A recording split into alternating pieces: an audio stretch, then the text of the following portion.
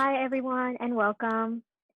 It's a great pleasure for me to introduce our speaker today, Mr. George Lee, aka Conscious Lee. And he's currently taking over social media, especially TikTok, which is where I actually first heard of him, by storm with his powerful, wise, and no BS messages. Mr. Lee has been a professional speaker and educator for many years now, and he holds a bachelor's in African and African American studies, master's degrees in both human relations and adult higher education, and graduate certificates in women and gendered studies and human resource and diversity development from the University of Oklahoma. He is an edutainer, a term I think he coined, and he works at the intersection between education and entertainment. And today he'll be speaking on the importance of intersectionality, white privilege in America, and being pro-Black. So before we start, I did want to clarify that there is going to be roughly 10 to 15 minutes of question and answer in the end, and you can drop your questions in the chat as we go. So go ahead and take it away, Mr. Lee. Yes. Like Nikita said, I'm George Lee, aka Conscious Lee. Don't forget the Lee. You can find me at georgeleespeaks.com if you're interested in booking or merchandise. My motto is education is elevation. And before I get into it, I want to just give a few disclaimers. The first disclaimer is I like to deploy a tool that I call purposeful provocativeness. What that means is I recognize to some people, inevitably I will come off as being provocative. But I recognize, what I want you to recognize is there's a purpose to the provocativeness. There's a method to the madness. I just want you to trust me, you feel me, and recognize that when I go about illustrating and or explaining, articulating what I mean, when I'm saying what I'm saying, how I'm saying it, just follow me. You know what I'm saying? Just follow me, you know. The second thing I'll say is I recognize that my presentation style is a little bit different than what most people are used to in terms of the slang and the embodics and things like that. Usually in the workshop that I'm giving y'all, this is coming from my unconscious consciousness of racism workshop. And I think it's very important for me to use the language of my nurturer when I speak to y'all, especially when it comes to white privilege and intersectionality, you feel me? So throughout this talk, I will be talking to y'all how I talk. You know, some people might feel like when people use slang and ebonics, this discredits the intellect, but I'm here to challenge that today. The last thing I'll say is we're here to do some uncomfortable work. Now, I'll say it again. We are here to do some uncomfortable work. And with that being said, we have to embrace the discomfort. You know what I'm saying? You can pull up right now. Right now, I think you get done with this education of discomfort, and you can go on and bring those slides up. You go to the, I think, slide 10. You know, have it showing. Yeah. But when it comes to understanding what we're doing today, I want us to recognize that it's uncomfortable work, and that we're trying to unsettle the waters of our own racist assumptions and of this uncomfortable work. Some of y'all gonna find yourselves bored, annoyed, angry, confused, possibly encouraged throughout this presentation. What I want you to remind you of is discomfort rather than confusion can be a good takeaway as so long there is clarity about the discomfort and anger about it. With that being said, I want to be real and let you know that inevitably some of us will become uncomfortable while having this very real, critical conversation about white privilege, intersectionality. If you take me to slide 10, we're gonna just jump right into it.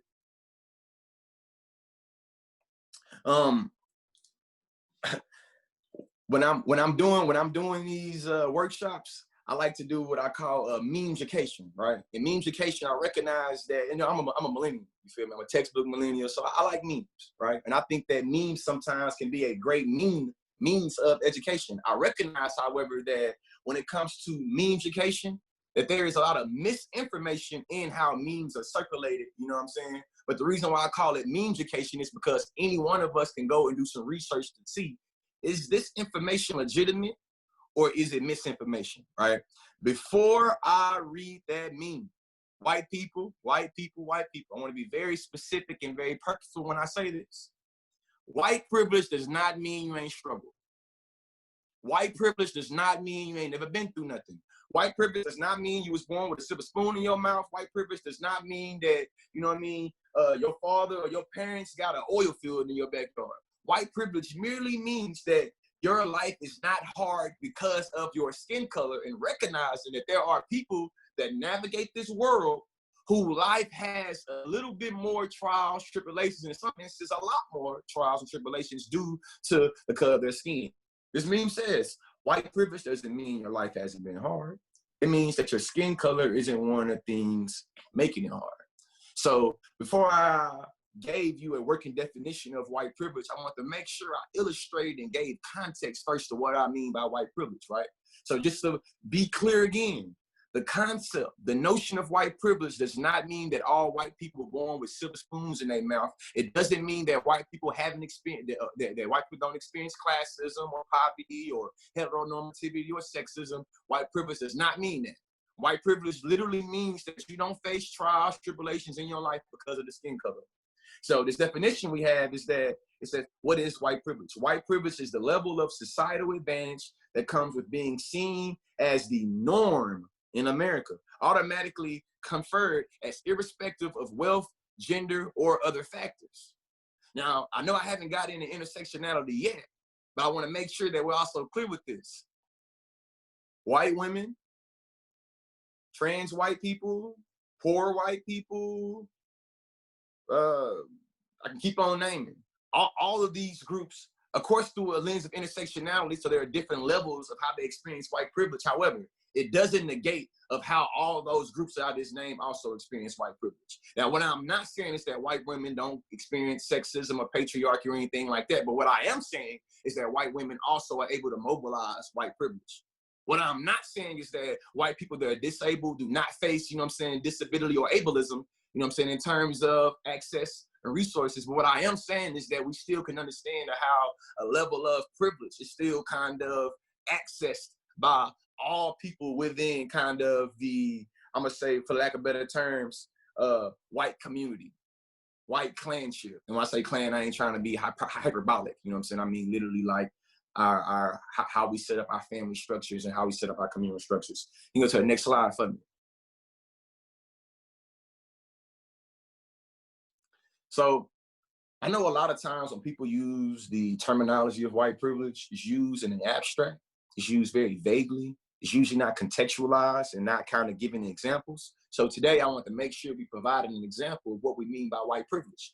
Y'all know my motto is education is elevation. So I'm gonna use education to contextualize how white privilege works. Consider this study from Georgetown about overrepresentation of whites in elite institutions. What we know is that although African Americans and Hispanics' participation in higher education has been growing faster than white students, the report found that whites are overrepresented in the nation's 468 most selective and well-funded colleges and are increasingly vacating the less selective open access 2-year, 4-year colleges, which admit the majority of their applicants. On the other hand, African Americans and Hispanic students are concentrated at 3,250 of these open access colleges. So what the hell does all that mean, right? Let me contextualize it. Let me let's explain it. If we all was present, I would ask y'all, show of hands, who thinks that the American education system sucks? And then most of y'all raise y'all hand, you feel me? Because I know most of y'all be real and say, yeah, American education, the public education system that we have in America sucks, right? Then I would ask y'all to raise your hand. Raise your hand if you recognize that there are Black people, white people, Mexican people, Native people, Asian people that's implicated within public education. Most of y'all raise your hands again, right?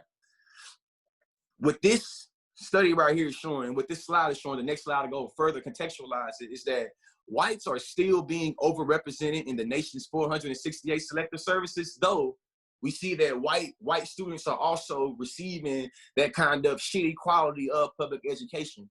We see that students of color are penalized for it when it comes to who's getting access to public education. Next slide.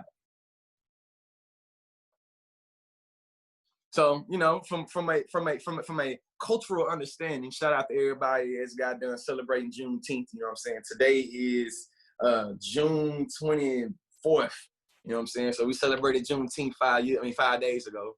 I think that cross-cultural, though, you will find is that most cultures say, the right way is the white way. You know what I mean? I think that's a very provocative way to think about how privilege operates and how, things become racialized that go past bodies. We start to racialize actions, languages, buildings and things like that. What that Georgetown report also found is that the country's higher education system does not treat students equally. Regardless of their qualifications, although many minorities are unprepared for colleges, whites are just as unprepared and are still presented with more opportunities. So what we see is, I know in debate, I'm a debate coach for y'all that don't know. You know what I'm saying? I teach policy debate, I'm an argumentation coach. That's how I've been kicking a lot of ass on TikTok, right?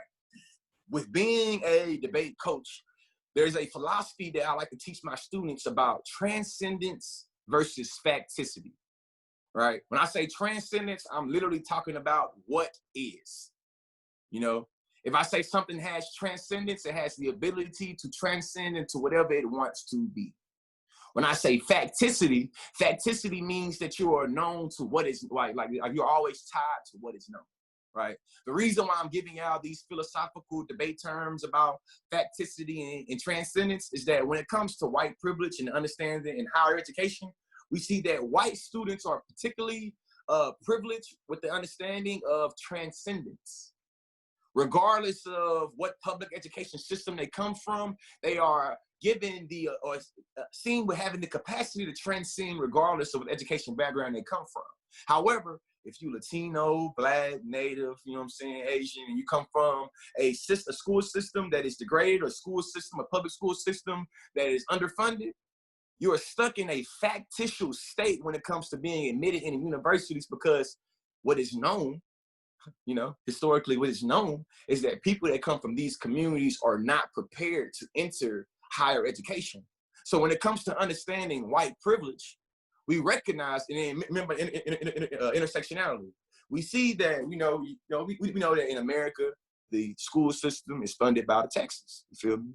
So if you got high property taxes, more than likely you have high school funding, you know? If you have low property taxes in your hood or your neighborhood where you live, if the house ain't worth much, more than likely you're gonna have some shitty education, right? With that being said, we recognize how white privilege, even for the white people that grow up in poor rural areas of America, still get to experience a notion of white privilege because they get to transcend and be whatever the hell they want to be when it comes to being at the university level. You know what I'm saying? Next slide. So when it comes to white privilege, I want to make sure when I give workshops or facilitations or trainings, I like to make sure that the participants are always able to lead with something, right?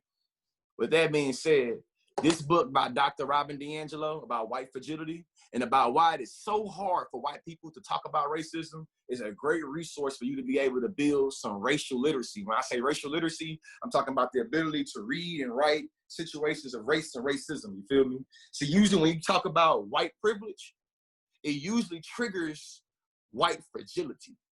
You know what I'm saying? And, you know, I'm gonna give a little context, right? White people in North America live in a social environment that protects and insulates them from the race-based stress. This insulated environment of racial protection builds white expectations for racial comfort, while at the same time lowering the ability to tolerate racial stress. What I bring right here for analysis to make sure we had this point hit home. Most of us have heard of Black Lives Matter, right? And as a response, most of us has heard the response, white lives matter. In my opinion, all lives matter. In my opinion, all lives matter is a real material representation of white fragility, right? It is the insulated environment of racial protection that builds white expectations for racial comfort. What I recognize in terms of the education of discomfort and white privilege and understanding white fragility is that if particular things are able to make white people feel uncomfortable, especially if it's in terms of being white, about like literally your identity centered around whiteness, most times there will be some type of lowering the ability to tolerate racial stress. You know what I'm saying? I think that I'll be willing to bet all of my salary. As a matter of fact, you know what? I ain't even really a betting man like that, but shit, I'm in the betting mood right now. I bet last year's salary, this year's salary, and next year's salary, that we cut it on Fox News right now, I'll be able to integrate very, very poetically and perfectly how whatever the hell they're talking about on Fox News is illustrating white fragility, especially given the racial climate that America is in right now with Breonna Taylor and Ahmaud Arbery and, you know what I'm saying, Tayshaun. It's so many names, I'll be forgetting, you know what I'm saying? The point is, I'm bringing up right here is that white fragility literally insulates white people from being able to think about how racial violence operates. I actually misspoke. White fragility is when the reactions, you know what I'm saying, kind of come out. So Soul says, how do you suggest, man, can I get that comment back? I get that comment back. Somebody want to read that comment, I need that comment back. Can you go to the next slide? And while you're getting the next slide, is there a way for you to bring the comment back? Just press the chat little message icon at the bottom. Bam, they brought it in. So how do you suggest, Soul asks, how do you suggest combating someone who feels like acknowledging white privilege and anti-Black of history mean they are denouncing white cultural pride?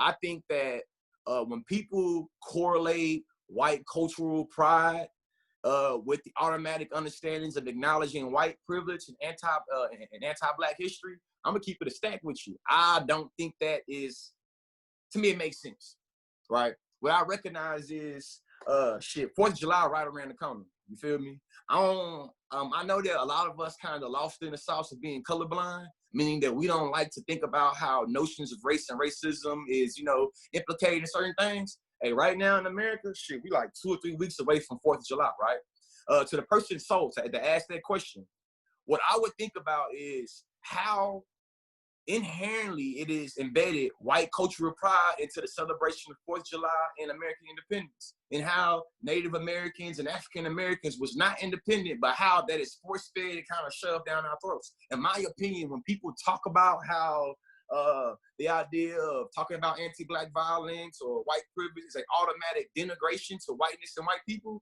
to me, it shows how the white identity is a bit invested in the degrading of others. Because if me merely acknowledging white supremacy history make you feel some type of way, then I don't know what to do with that. You know what I'm saying? But to answer your question though, there needs to be nuances or some type of distinctions that are made between how a lot of the things in America is a result of European settlers and colonialism and slavery, and how, you know, there are things that come from Europe that doesn't necessarily have to be always already tied to something bad. However, like I stated in the beginning, I'm not here to really appeal to the comfort zone of whiteness, because I recognize, in giving the history about anti-Blackness and the history of white supremacy and talking about white privilege, inevitably, you know, we're gonna have this white fragility that come about. And with that being said, let's make sure we have a working definition of white fragility. It's a state in which even minimum amount of racial stress becomes intolerable. So I think I'm answering your question right now. You know what I'm saying? You know, I'm a student of Huey P. Newton. You feel me? Huey P. Newton is one of the co-founders of the Black Panther Party, right? And Huey P. Newton said that power is the ability to define a phenomenon and make it act in a desired manner. So I believe the question that you asked me is structured by white fragility. And what I mean by that, it is literally a state in even which minimum amount of racial stress becomes intolerable, triggering a range of defensive moves. Those moves include an outward display of emotions such as fear, guilt, and behaviors such as argumentation. And that question is very argumentative in terms of trying to silence or leave the stress-induced situation by saying that, well, because in my mind, when they ask that, they're basically saying like all lives matter. You know what I'm saying? It's like, you want to talk about Black people being messed up, but what about me? I'm Irish and I like to celebrate Thanksgiving. You know what I'm saying? In my opinion, though, when it comes to thinking very critically, and now you're trying to be provocative, but just thinking very critically about what it means to take on the white identity in America, we gotta just be real. We wouldn't have we wouldn't have the white identity without settler colonialism of indigenous land, without anti-Black violence and slavery, You know what I'm saying? Like those two things is literally what to me codifies white privilege, because it literally make it where we, you know what I'm saying? I'm gonna take it back a little bit to the 90s, you know what I'm saying? It was this white woman by the name of Peggy McIntosh. A lot of y'all might be familiar with, right? Peggy McIntosh talked about how white privilege is the knapsack of unearned privileges, right? In my opinion, it's like white people, white privilege. My bad, y'all. I had a phone call. In my opinion, in my opinion, I think that white privilege is the notion of being able to feel like you have entitlement to a distribution of wealth that was acquired by doing some foul shit, while always already believing that you shouldn't be held responsible for that foul shit, but you always already feel like you should be responsible or should have entitlement to that foul shit. I always remind me of a meme, right? This meme said, white people sure as hell don't love to be reminded about what their ancestors did, but they sure as hell want to hold on to what their ancestors left, right? To me, white privilege is kind of how we're able to take all of the surplus of wealth that was extracted through colonialism, all the surplus of wealth that was able to be extracted through slavery, and we're able to pass that on from generation to generation to generation to generation to generation. You know what I'm saying? So now you got my black ass in 2020, you feel me? My grandma and grandpa, they worked their ass off, but they ain't have much to give me. You know what I'm saying? And I think that when it comes to thinking about wealth, because, you know, we're about to get into intersectionality here in a few seconds. You know what I'm saying? But we know when it comes to wealth, though, we see that it is not immune to thinking about how race, class, gender, and ability operates, especially when we see who can get access to wealth, who can distribute the wealth, who gets to control the means of production of that wealth. You know what I'm saying? We see it's a huge difference. Go to the next slide. Oh, see, I'm gonna tell you what slide we go to next, man. So next we're about to get into intersectionality. Let's see. You can go to the 25th slides, Nikita. Right now we're about to get into is intersectionality. To the slide, 2 slides before that. Yeah, that right there. So what we're about to get into next is the school of thought that was birthed from Black feminism. Shout out to the OG, Dr. Kimberly Crenshaw. It's intersectionality.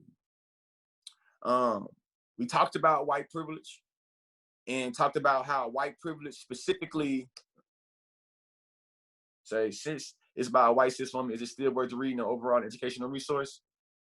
Oh yeah, definitely is, man, definitely is. To answer your question, I mean, I consider myself to be an ally and an accomplice of the LGBTQ movement and of women.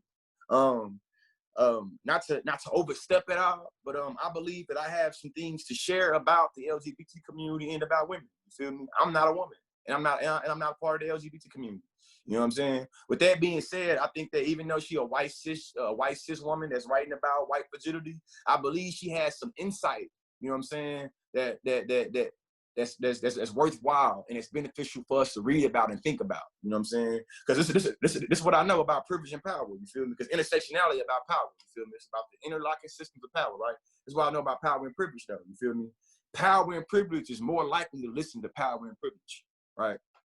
Like, if any of y'all familiar with my social media content, shit, a lot of the things I say about the LGBT community and a lot of things I say about, women being paid lesser on the dollar and shit like that, that's stuff that people of the LGBT community and women been saying for years, been saying for decades, been saying for centuries.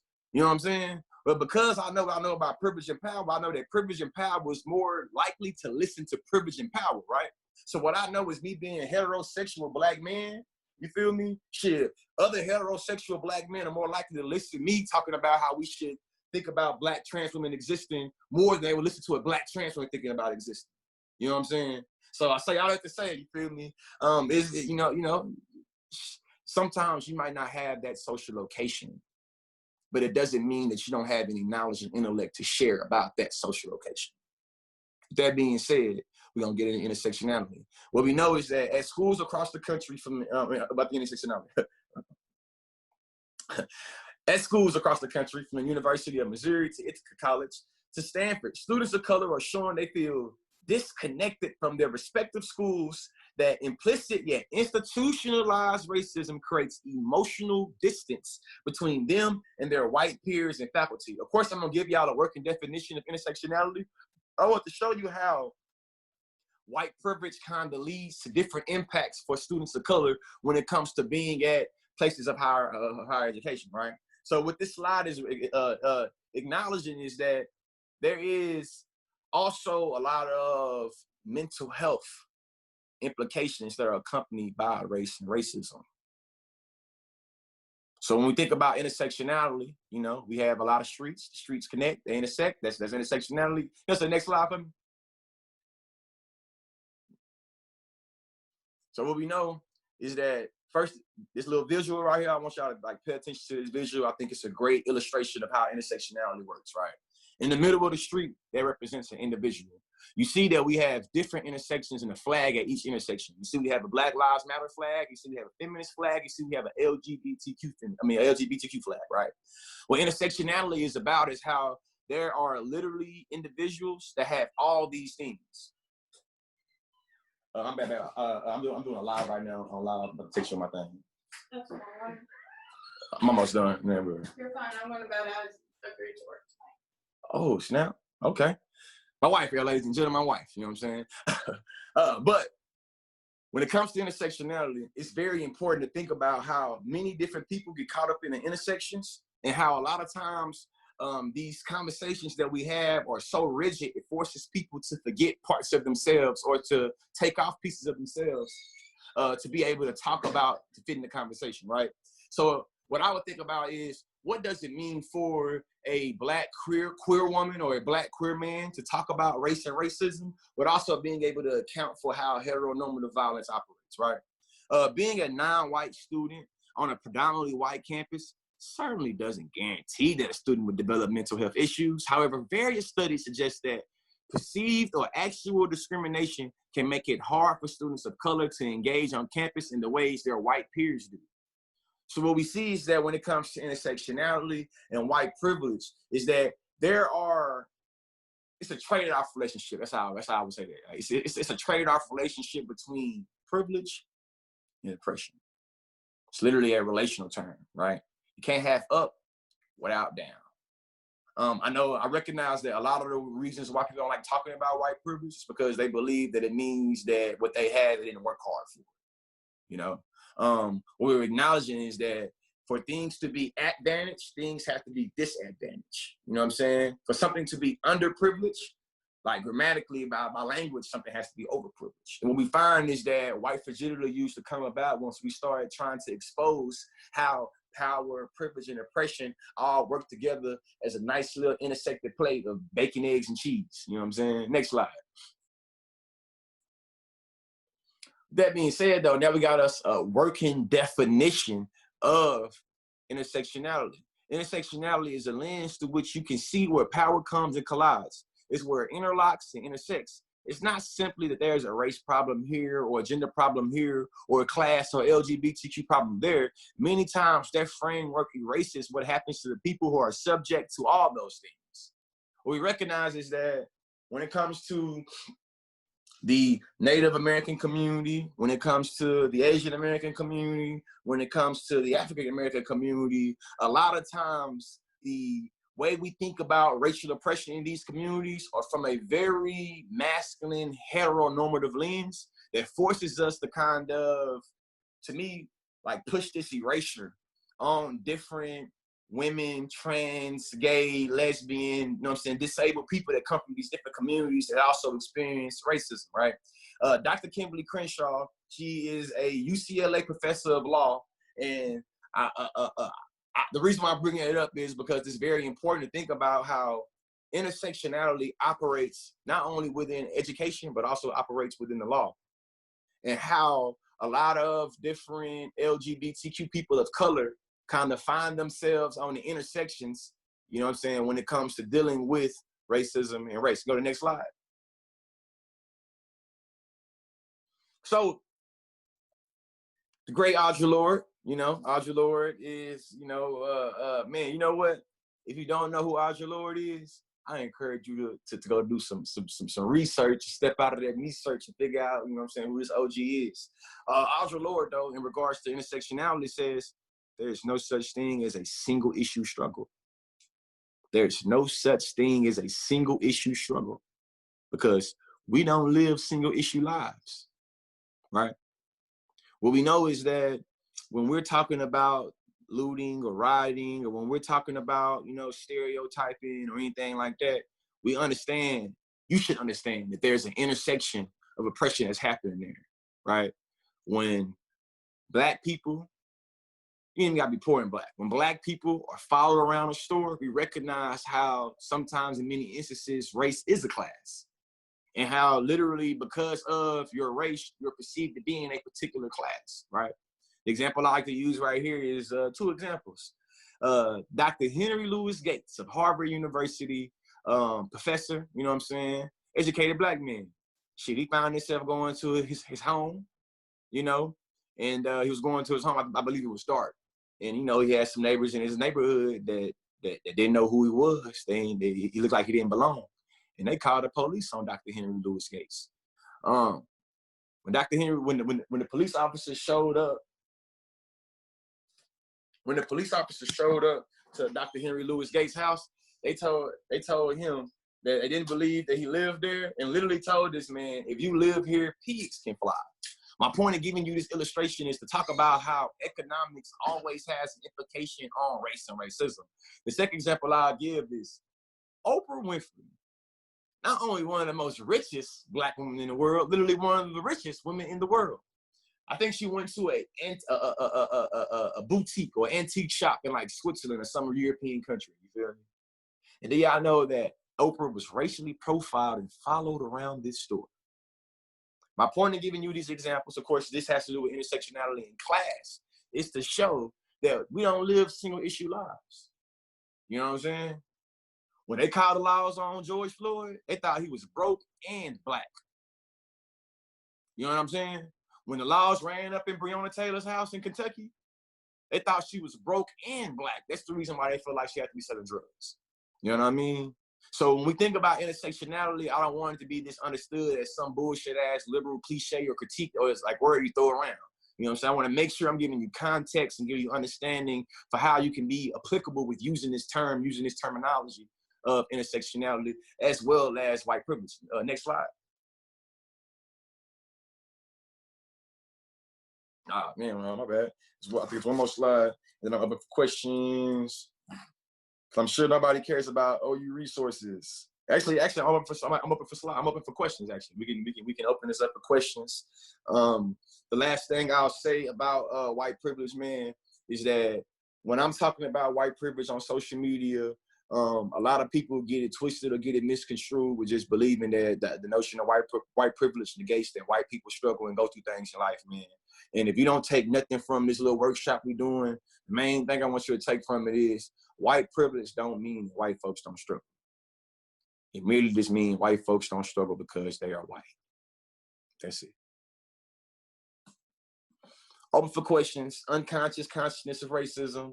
These slides come from a workshop that I did for the University of Oklahoma, the Unlearning Racism a series where I do these workshops for different faculty and different staff at the University of Oklahoma, as well as a few other universities. If you're interested, this workshop usually takes about 3 hours.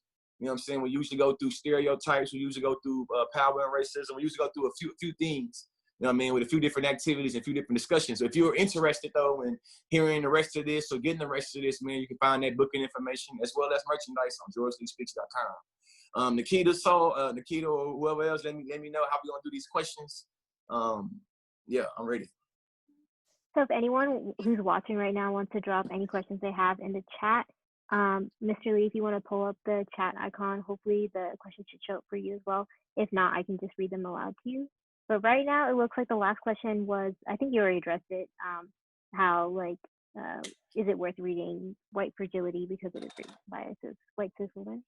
Yeah, man. Hey, shout out to the white allies, man. I hope I answered that question too, man. Shout out to the white allies. White allies and white accomplices do exist.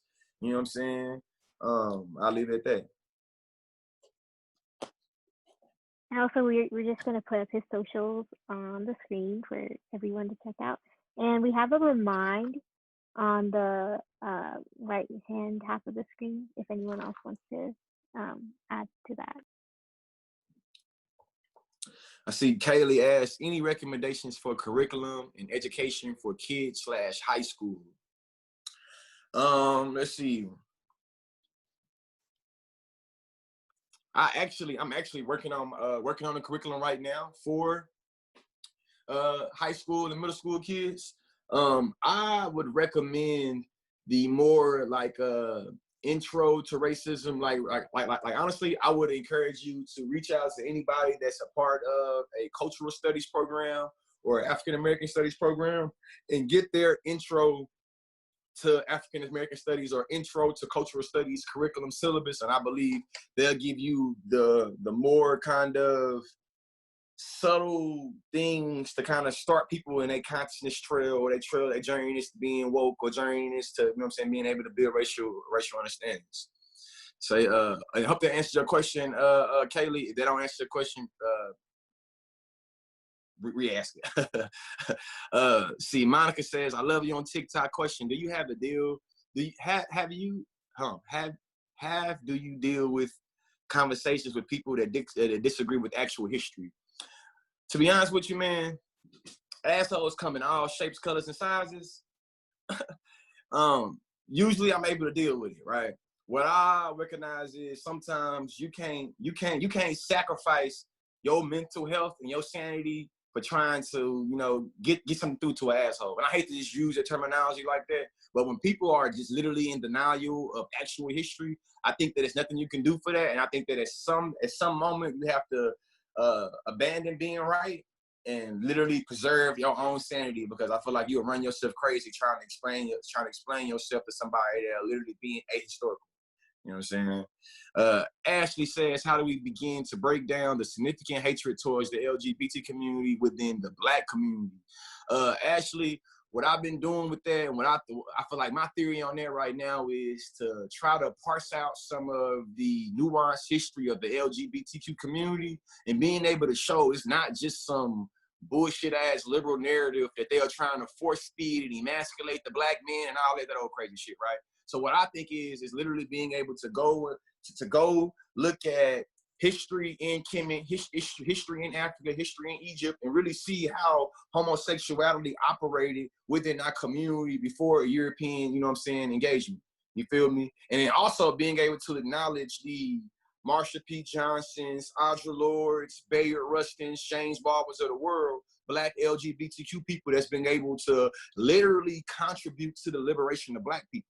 You feel me? That's what I think that, to me, that's what I find being the most effective and being able to break down some of that hatred towards the LGBT community within the Black community, because we know that Black LGBTQ people do exist. Shout out again to, you know what I'm saying, what you call?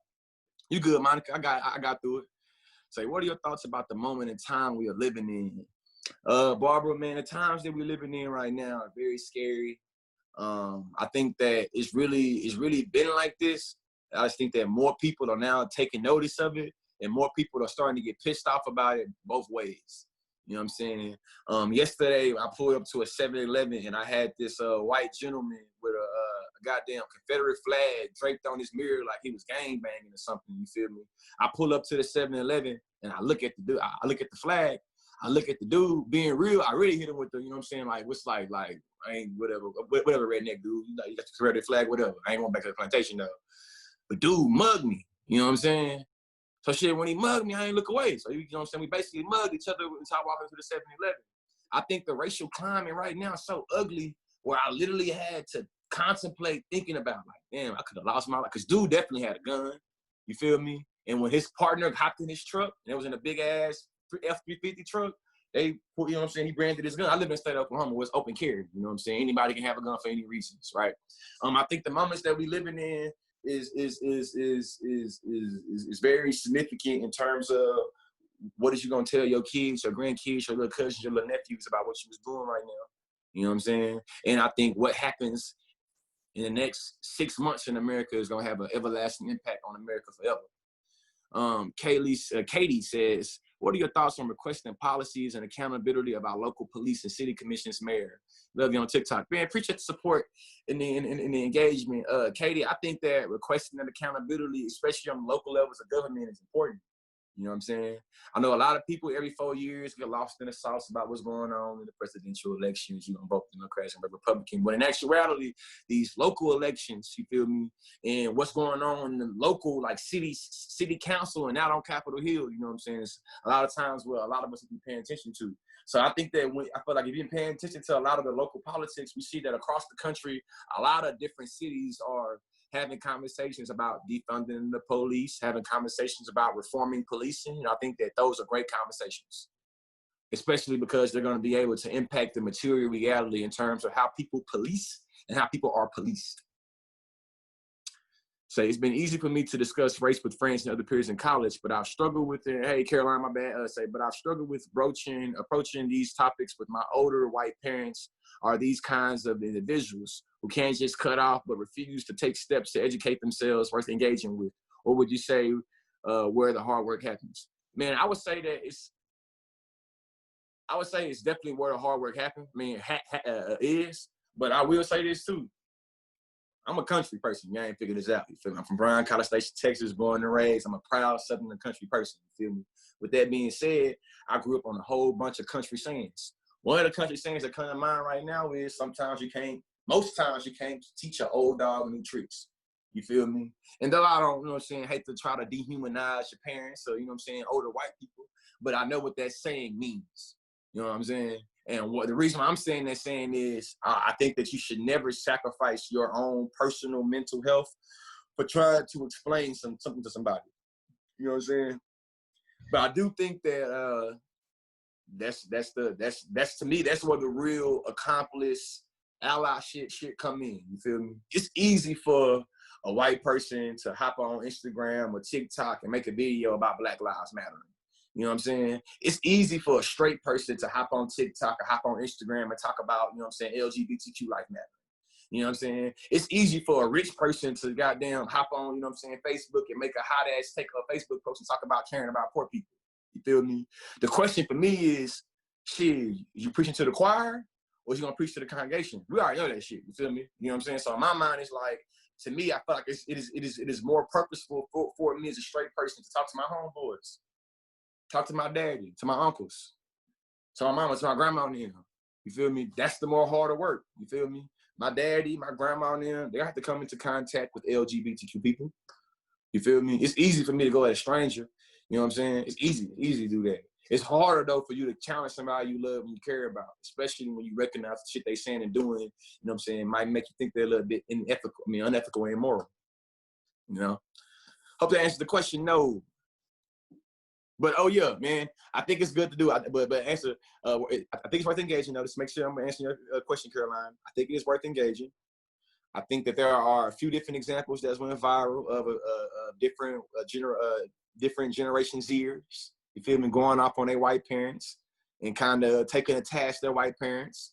You know what I'm saying? The last thing I'll say with how you know what I'm saying, can do it is. When I was in college, in undergrad, I learned about the Socratic seminar, like the Socratic notion of like teaching. You know what I'm saying? I encourage you to go do a little research on that. You feel me? It's real simple too. You know what I'm saying? The Socratic methods. You feel me? And it's being able to deploy those methods with your older, you know what I'm saying, your parents. You feel me? I really think it's hard sometimes. This is what Aaron says. I think it's really hard sometimes to feel like the work we're doing on an individual level, signing petitions, donating, et cetera, is impacting people's lives. I think that a lot of our organizations on campus would love to do more than donate, but are unsure where to start. Where do you think we can work? Where do you think we can work together to make meaningful change on our campus communities? Man, reading your question made me think about the great Carter G. Woodson. Carter G. Woodson is literally the father of Black History Month, which started off as Negro History Week. Carter G. Woodson has a book entitled The Miseducation of the Negro, right? The reason why I'm evoking Carter G. Woodson is Carter G. Woodson had a dream or a goal to kind of connect the academy to the streets, you know what I'm saying? And I think that when it comes to us in these liberal hot spaces, you know what I'm saying, no matter what campus you at, you feel me? I think that a lot of us need to start thinking about how people are living around the college campuses. I work at the University of Oklahoma. I know that south side of Oklahoma City and the east side of Oklahoma City got a whole bunch of Mexicans, natives, and black folks. I think that it is more effective for me to think about how can I get the resources, knowledge, and information and access to the people in these communities that are situated around the university that I'm at. You know what I'm saying? But I also too want to make sure that you don't know, donating and petitions, it might only give you a little small incremental change, you know what I'm saying? It might only impact one or two people, you know what I'm saying? But as somebody that's received donations, as somebody that, you know what I'm saying, has signed petitions and also had petitions signed for me, you never can underestimate how much that incremental change can literally spur, you know what I'm saying? Nikita says, what do you think about the two-party system? I've heard about a lot of criticism that it does not really respond to the people in the most marginalized community. What do you suggest? What would you suggest as reforms? I think the two-party system sucks. And I think that the two-party system pretty much, I think at this point, the two-party system limits America and what it can do politically. What I would, I feel like I would do away with the party system completely and kind of model our shit like after Germany a little bit, you know what I'm saying? I think that one of the issues with the two-party system is a lot of people don't really know or care about what the candidate is doing. It is all about what color that candidate can be correlated to, and then people would just go accordingly, you know what I'm saying? And I think that is bad in terms of civic engagement and bad in terms of political consciousness and political awareness, that we're always forced to push our political desires and political actions into this one, or, you know what I'm saying, these two things. What Germany does that I like is that every election cycle, the constituents of Germany will goddamn throw the baby out with the bathwater, and if this constituent, or if this politician didn't do what they supposed to did or did what they did, they will literally jump to a whole other party. You know what I'm saying? I think that the fact that we know that we have swing states and states that's automatically going to be blue and states that are automatically going to be red, to me, it shows how like static American politics have you know what I'm saying, it has always been, and you know what I'm saying, it's getting, and show you how people need to just divorce it and move around, man. Say, man, so, what's your performance? That one. So, what is your position on defunding the police? How do you explain your standpoint to others? To be honest, sounds what you be, Pooja, as a loud black man, you know what I'm saying, that live down south. Usually I'm very conscious about how I talk about defunding the police or the ACAB, all police are bad type shit. I do think that defunding the police can be very effective. What I like to pay attention to the streets though. I like to pay attention to what's going on around me, you feel me? And what I believe is it's so many people that's lost in the sauce of thinking that we have to be policed, is that a lot of people showing me that they will think about and use the absence of police or the lack of representation of police to be weaponized against black people. I do think that when you think about how much funding has went into policing over the past 20 years, compared to how much funding has been given to different social services, I do think there's a trade-off. As a matter of fact, I started this off with my motto of education is elevation. Shit, I think that if more people had the energy about being pissed off about defunding the police, they applied that to defunding education, the world would be a better place. So definitely America would be. You know what I'm saying? So in my opinion, it's like, shit, if we giving $31 million to this police department and we study making it where we create positions for them to have, shit, we can just go on simple philosophy. You know what I'm saying? Shit, you know? If you show up to a protest or riot gear, shit, a riot gonna happen. You know what I'm saying? So, you know, the more we hyper police communities, the more crime happens. So I think that, just to answer this question, and I go to the next question, I think that defunding the police is how we think about how finance and economy, finance and economics works in America, because it's always a trade-off. You know what I'm saying? If you put $5 over here, that means you can't put $5 over there. Or if you put $5 over here, this means that same $5 can you put it over there. So we see how we value policing bodies in America more than we value educating about bodies in America. And that's really how I would explain my point about defunding the police. You feel me? Where was all your energy for defunding shit when it was, you know what I'm saying, constantly, year after year, semester after semester, defunding education? Higher education, and, you know what I'm saying, standard.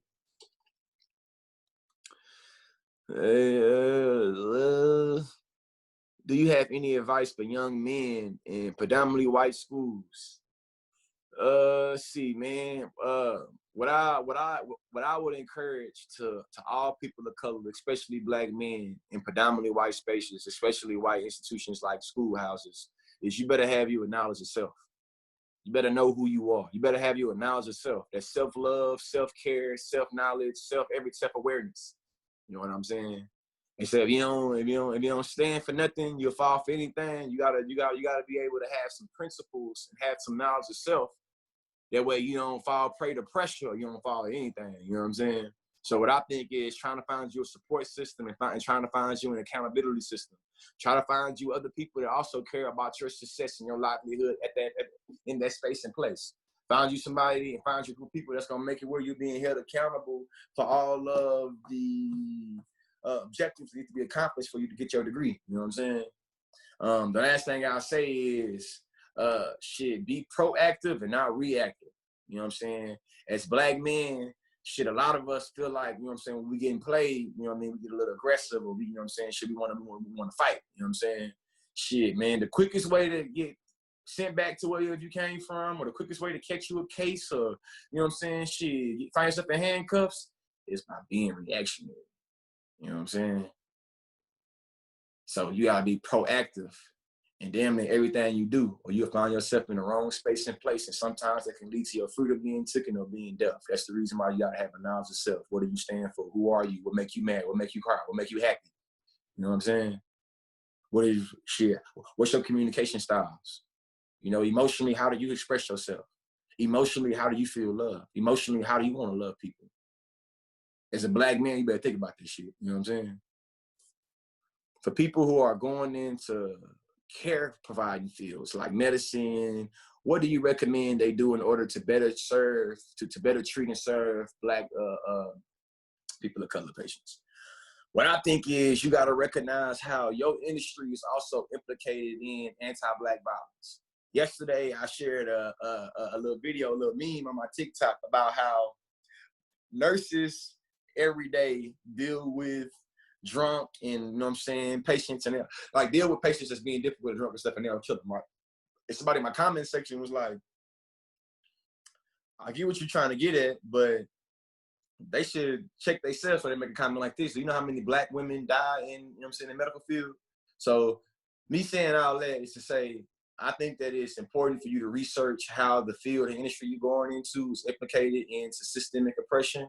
And you know what I'm saying? So you can be thinking accordingly and being very conscious about you also perpetuating, you know what I'm saying, these impacts in you being able to be proactive and not reactive about being able to account for different patients and how they're positioned within the medical field. Do you have hope that you can see a total of 80-90% racial inequality in our lifetime? I'm gonna be real, hold on. Do you have hope that you will see a total or 80-90% racial? I don't know how to answer that question, Ashley, because I don't know what you asked me in terms of percentage of racial equality. You know what I'm saying? Like, I don't know how to quantify, you feel me, whether racial equality is at 80% or is at 90%. You know what I'm saying? I don't know how to quantify that. Say, which teaching did you say to research? Sorry, I didn't catch it. Yeah, Elsa, no, my bad. Lhasa, my bad, Lhasa.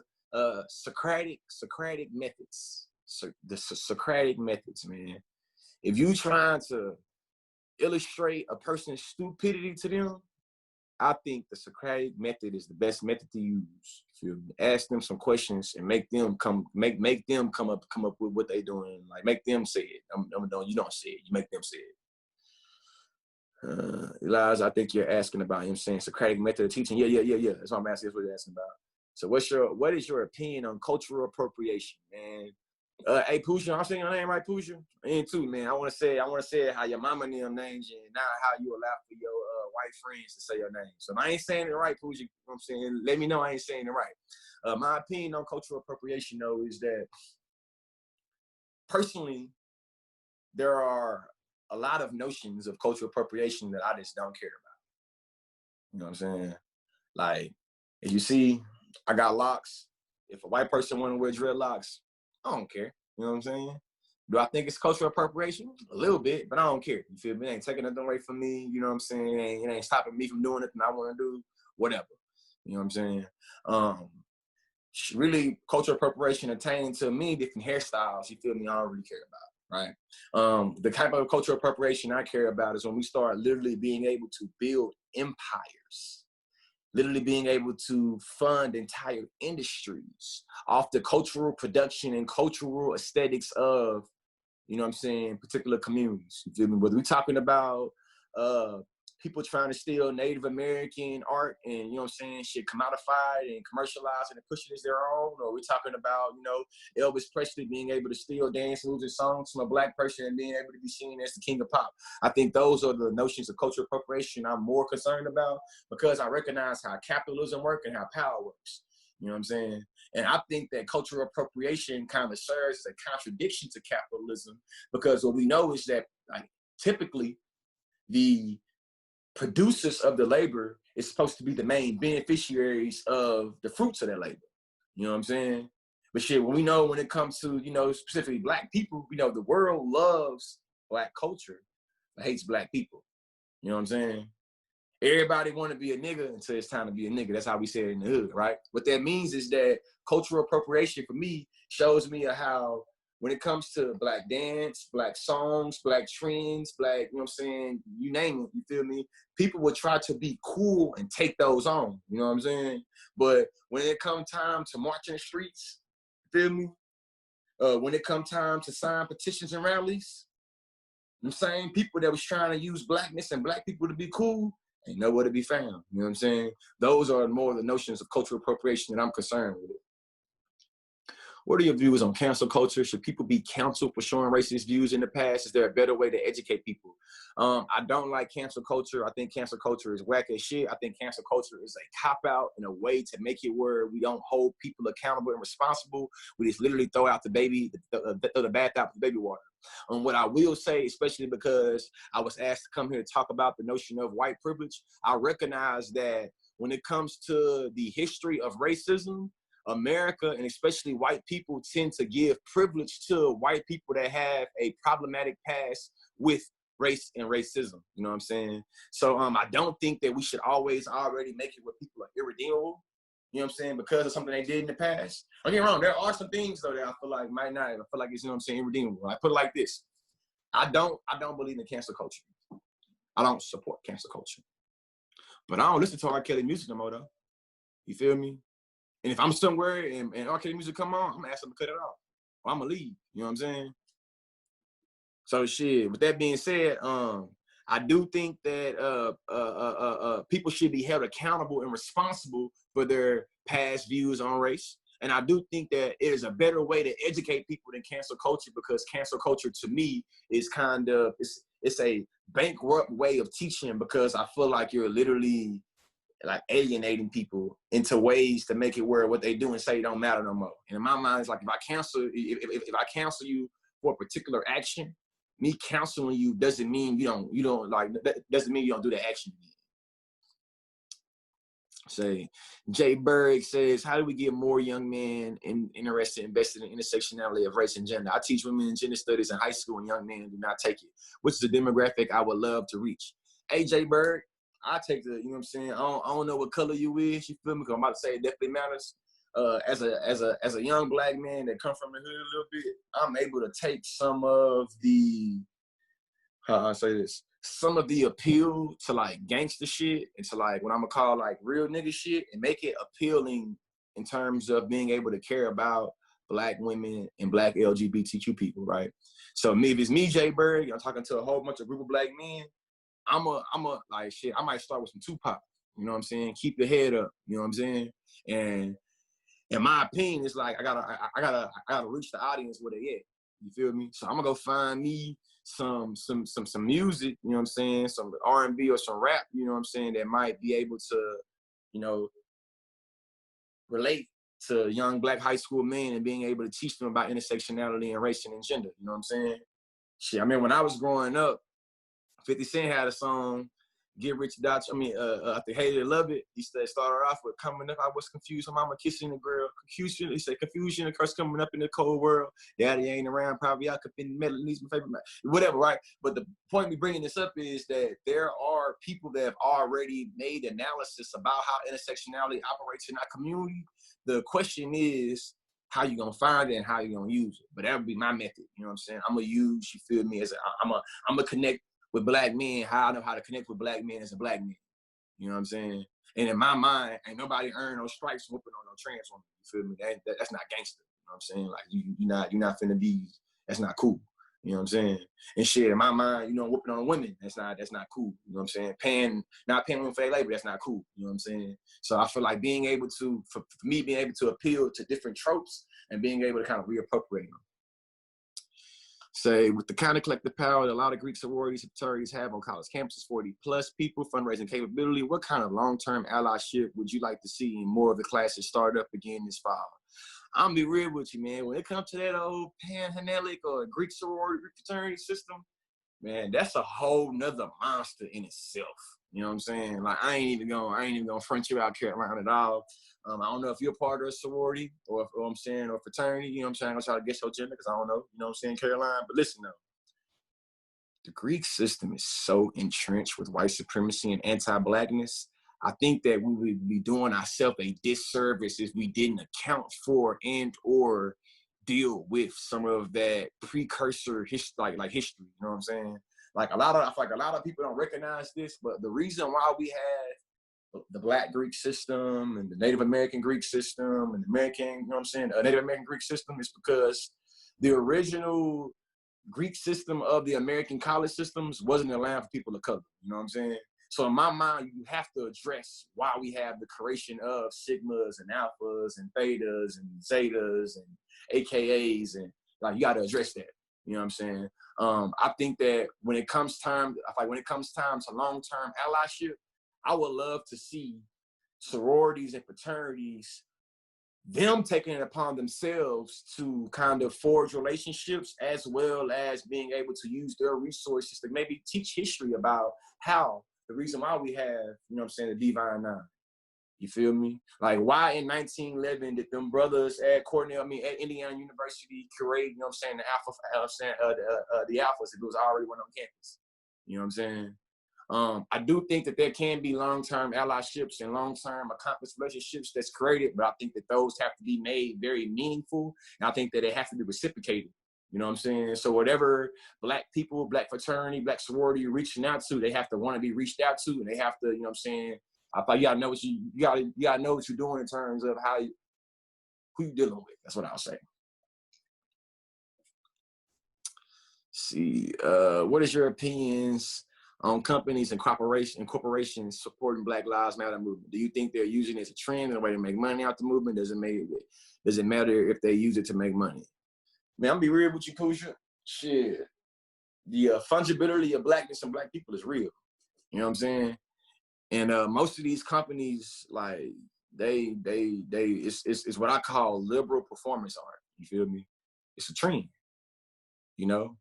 And some of them have good intentions, you know, but I'm a country boy, you know what I'm saying? My grandpa used to always say, the pathway to hell is paved with good intentions. But that being said, I recognize that some of these good intentions, some of these companies can get their ass in trouble. You know what I'm saying? I think when it comes to commodifying anti-Black violence and commodifying, you know, Black death, Black suffering, I think that we slide down a slippery slope of danger. And, you know what I'm saying? I think that when it comes to a lot of different companies that's been able to commodify the Black Lives Matter movement in terms of selling products or service, like, I think that is like the literal textbook fungibility of Blackness and Black people, of you being able to sell and trade cultural aesthetics of us, you feel me, and being able to push it around. I do think that it does matter if they make money, I do think that they can make money and it can be good, but I do think that what they do with the money and how they, go about getting the money matters. You know what I'm saying? And I'll leave that alone. See, speaking of the N-word, my bad.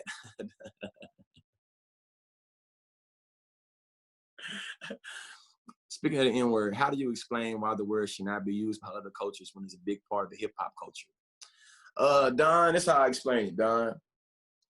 I'm 29 years old, and my Black grandma and my older Black elders, they don't care about the hip-hop shit, right?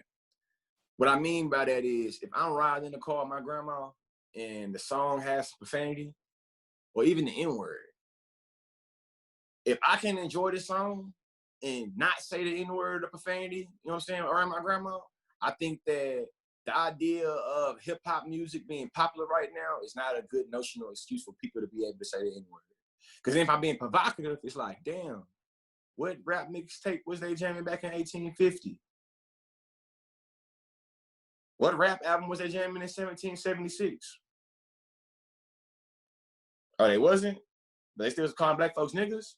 To me, it's like they can't be it. In my opinion, too, I think that the N-word, to me, also shows how Black people are seen as being fungible objects. Whatever we can say and do the whole world should be able to say and do it.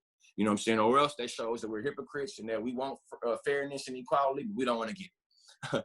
The last thing I say about the N-word is most people believe that white supremacy corners the market on the N-word. And historically, it is not true. If you do some research, you'll find that it was actually Eritrea in Ethiopia that was first using a conjugate of the N-word, which was negus, literally meant king and royalty, spelled Negus. Some people say negas, but it's negus. You know what I'm saying? We understand that derivative of that term came into reality way before the Portuguese came into contact with Black people and started talking about Negro, right? My point in giving you this kind of linguistic historical analysis is to show that the N-word was not created on the plantation, you feel me? White people do not corner the market on the N-word. So with that being said, you know what I'm saying, it's not that, well, white people create the term, so they should be able to, you know what I mean? Like I think that's a very shallow understanding of the N-word. The last thing I'll say is, who asked me the question? Don, after we get off of this here, after we get off of this Zoom session, I want you to go to my Instagram page and I'm gonna post a video just for you that you reminded me of that I meant to post, but I didn't post. It's gonna be this African Black woman very beautifully, poetically explaining how Black people can say the N-word, but other people can't. There was a video of someone that said something along the lines, shout out to you, soul, and Jay Berg. I'm like, okay, Jay Berg, man, you asked me a question about how would you teach it to, what you call shit being real, man, you should go watch Freedom Fighters, man. I mean, Freedom Riders. Go watch Freedom Riders and take notes on how that white woman was able to introduce Tupac to her students for teaching them about English language arts. And you just pay attention to their reactions, you feel me, as a white person. Pay attention to the positive reactions they had, but also pay attention to the reactions they had that wasn't that good. Sorry, I just unmuted to follow up on that question. I think it's sometimes more so not my race, because I'm a millennial too, and I do love hip hop music and stuff, so I have that connection. I think it's just more of the gender thing. Like, young men do not want to take women's studies because of the stigma, and some of these young women on this call have taken it, and they can attest to the kind of backlash in school of what that means, and like not being masculine if you take class garnered toward that. You might not have the answer, but that was just, I like it because I feel like it's such an important population to reach in terms of that intersectionality, like you were talking about. Yeah, I agree. But we can talk later, because I also wanted to talk to you about your curriculum, and I'll let you finish that. Yeah, actually, I'll answer one more question, and then I gotta start getting ready to go pick up my kids. See, somebody else had a see. Thank you for the organizers consciously a lot. Appreciate you, Ashley. Okay, I'm wondering if rebranding it to gender studies would be more inclusive. I'm gonna be real with you, Caroline. When it comes to women and gender studies, don't get me wrong. I recognize how heteronormativity and cissexism operates in terms of, you know, being able to have a very rigid understanding of who we account for, how we account for gendered experiences. What I will say though is that I ain't really here for women in gender studies trying to always already have to account for like me. You know what I'm saying? It's like I'm not here for, you know, Black organizations have to always already account. We have to be more inclusive. So it's like in my mind, one of the issues is when we try to be digestible and when we try to make it where we always looking to be swallowed like that, we always make it where we're gonna be spit out. So in my opinion, to me, what it showed me is that Black folks been crying and whining for a long time about stop killing us, but it wasn't until we started taking action until people started, you know what I'm saying, recognizing us, right? Well, I know about like the Combined River Collective or about Black feminism or about Chicana feminism.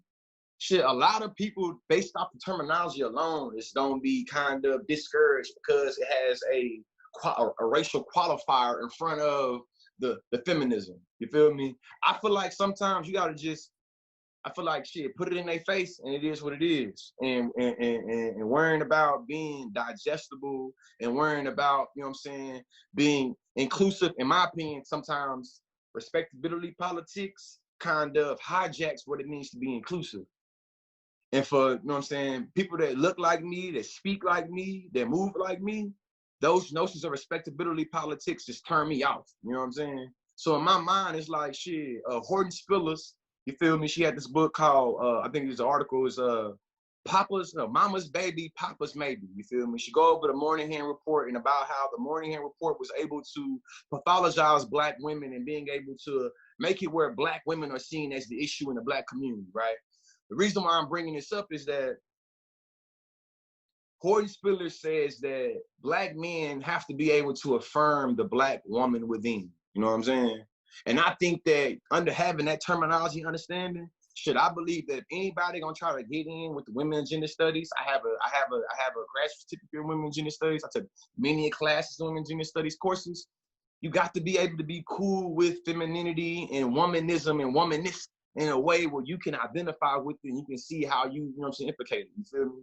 So I wouldn't rebrand it, basically. I wouldn't try to rebrand gender studies to be more inclusive, because in my mind it's like that's like respectability politics. You feel me? In my mind it's like any trans man or any queer, you know what I'm saying, man, recognize how you should have to recognize how the literal labor of women is able to produce a lot of the shit that we benefit from and a lot of shit that we enjoy. Don, I ain't gonna forget the poster, Don. But hey, y'all, so last question I got, man. Question I have to answer. I went over a little bit. It's 4:15. I apologize a little bit for the cursing things, man. Hopefully they don't take away from how y'all got the message. You know what I'm saying? Shout out to you, Jay Berg, Barbara, Nikita, Grace. Who else we got up in here, man? Amy. Who else is right here? Roma. Lydia and Eliza, you know, Meredith, I appreciate y'all for inviting me, you know what I'm saying? Hopefully we can do it again. I did want to say thank you so much for being here today, Mr. Lee. I just wanted to give everyone a refresher that his handles are on the left side of the screen, so please check them out and follow him and share his content. And I also wanted to say that our Remind is up, so if anyone wants to sign up for updates to our program, like we're going to have speakers hopefully every week. And thank you so much again. And the video will be up on our YouTube channel by the end of the week. Please share it with people who might have missed this session or people who you know could use the education. And that's pretty much all I have to say. Thank you so much. We really, really appreciate you. You did, this was amazing. Yeah, hope y'all enjoyed. Hope I didn't let y'all down. Hope it was engaging and entertaining. Not at all. You did not let us down one bit.